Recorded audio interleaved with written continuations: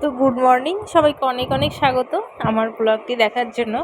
আর ভালো লাগলে অবশ্যই একটা লাইক করে দিও, কারণ অনেক কষ্ট করে ভিডিও করি।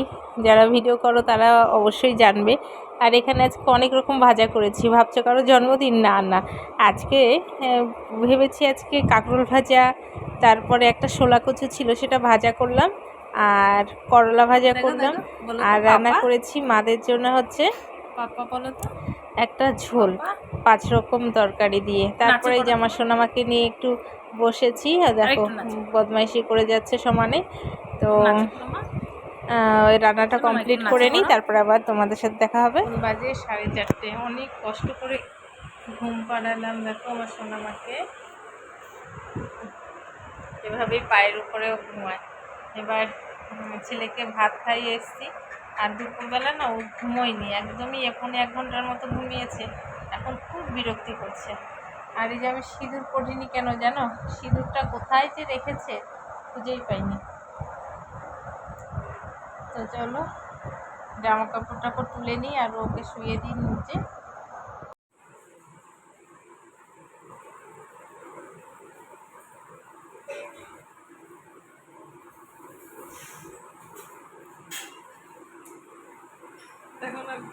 দেখো ভিডিও করতেছে, তার জন্য পোজ দিচ্ছে, কত রকম ভাবে বসতেছে।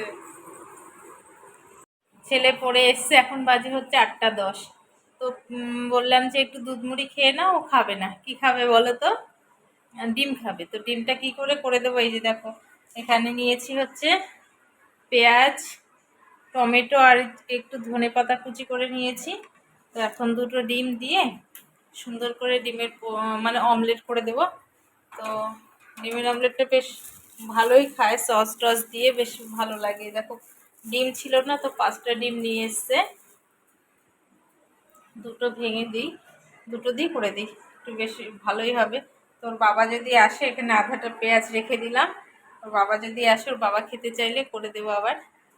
তো চলো, বাড়িতে যদি ছেলে মেয়ে মানে স্কুল ছুটি থাকে, বিশেষ করে এই সন্ধেবেলাটা না মা বাবার একটা মানে মায়েদের বিশেষ করে একটা খুব টেনশন থাকে, কি খাবার করে দিই, কি খাবার করে দিই। তো আজকে দেখো 2টো ডিম ভেবেছিলাম নেবো, কিন্তু 3টে নিলাম যে একটু পেটটা ভরবে। আর একটা টমেটো কুচি করেছি, একটু ধনেপাতা, আর আধা বড় সাইজের একটা পেঁয়াজের আধাটা পেঁয়াজ নিয়েছি।